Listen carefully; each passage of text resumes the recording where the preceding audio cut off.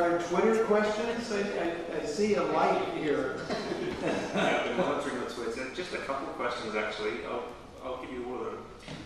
Firstly, what are the conventions or tropes that you think are unique to Scandinavian crime novels? Second, somebody who's assuming that July 22nd might be debated by you guys. And finally, a question specifically for Tom. Have you met Dan Brown? And if you did, what did you talk about? No.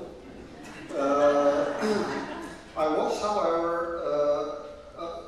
because I have a background in Norwegian media, when Dan Brown launched his last novel,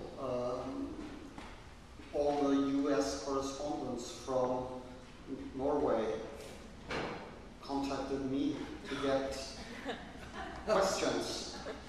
So I was actually the one asking Dan Brown all the questions in Norwegian media. And I can give you an example. It's pretty funny because Dan Brown opens the Da Vinci Code with a bunch of so-called facts. One of which is that the Priory of Sion is an existing organization, which is rubbish. So I told or suggested to the correspondent that they ask him what he meant by that. His reply was the quintessence of conspiracy theories, namely, that is what they want us to believe. I don't remember the rest of your questions, but I mean, I'm at the risk of being like ending on a total downer with the July 2nd massacre, but is there some way this ties into your work or your sense of the culture itself? Because this was a hugely shocking event, and I don't even know how to begin to speak about this, so I'm going to leave it up to you to just say, I mean, did this have, what is the cultural impact of the massacre? And do you think it's going to become a seminal event that writers are going to be dealing with in the future, either directly or indirectly? Well, I think obviously there will come literature out of it, but I'm not sure that the crime fiction is the right place to write about it. But I know Tom has talked about this. Yeah, well, for one thing, I don't think either that any of us, any crime writer in Norway in years to come, will address that tragedy. And I hope when somebody does, it's somebody of Dostoevsky's talent who tries to examine this madman's psyche. The thing about 22nd July, which in some ways you could like compare it to an American school massacre, but the difference is that the United States of America is such a big country. You are, I don't know how many hundreds, millions of people here.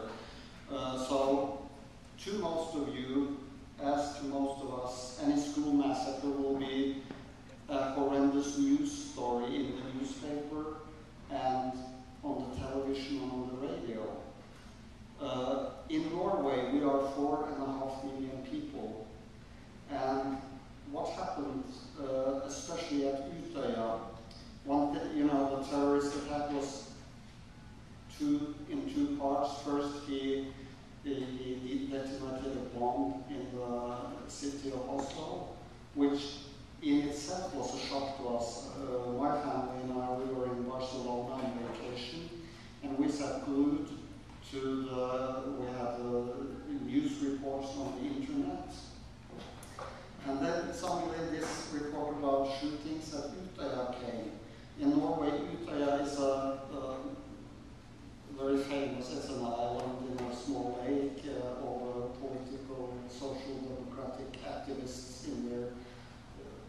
teenage years go there. So it's a very famous thing. And we started hearing all these reports about shootings, and it was incomprehensible to us. And the next morning, my wife woke me up with the news that 80 kids had been murdered. It was so devastating. The number was somewhat reduced later, but nevertheless, this has affected Norway in a way it's almost impossible to understand to most foreigners. Even the Palme killing, which affected Sweden extremely, it was a political assassination with no murderer or no captured killer. But the Utøya tragedy, we're talking about a man walking around with gun, shooting, screaming kids in their teenage years, one by one, ignoring their pleas for let me live, please let me live. And he killed, I think it was 67 kids. In Norway, most people will either know personally some victims, or parents, or sisters, or somebody who went to the school with, or something like that. So it's not to us not some sort of horrible news thing. It's something that affects our whole mentality. So the notion of a crime writer in what, after all, a commercial part of the book industry, writing about this, I don't think that will happen. But of course, in some years, hopefully talented authors will try to examine this, but hopefully in a respectful way and not in a, like capitalizing on the tragedy, because it's too close to all of us. I think when you're affected yourself, like I think the whole Norwegian people was, it gets too close to you. Like I started this evening, when horror and terror and crime gets too close to you, you don't want it. When this book came out, first in Sweden, our foreign minister, Anna Lindh, was murdered at a department store in Stockholm. She was a very good friend of mine. I didn't write crime for 3 years after that. I couldn't. So if you're affected personally, it gets too close to you. You have to do something else. I did documentaries about murdered women and stuff like that for a few years. Well, all right. On that note, but I want to thank Tom. I want to thank you for that very eloquent commentary, because it was necessary. So I'm going to ask the last question of the evening, and I just want to remind everyone here that you can get your book signed if you purchase a book, or there's still a few to purchase.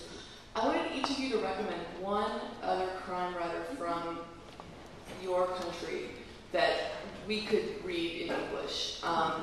And you should spell their names, because none of Americans can understand when you, like, I was trying to say, I don't even know, Nesbo. I was saying Joe Nesbo to Meta, who was just like laughing at my pronunciation. So if you could just recommend one each that we could read and pick up here at the US.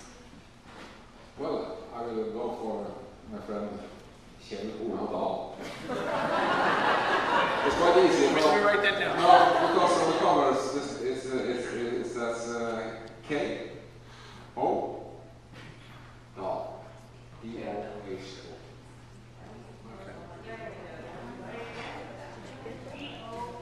K O Dal. D A H O. Yeah. Kodal. Okay. D-A-H-O. Well, in support of my Norwegian colleagues, I'm going to recommend Anne Holt. Spelled as it sounds. I was actually also going to do that, but I will present another Norwegian author. I was at the bookstore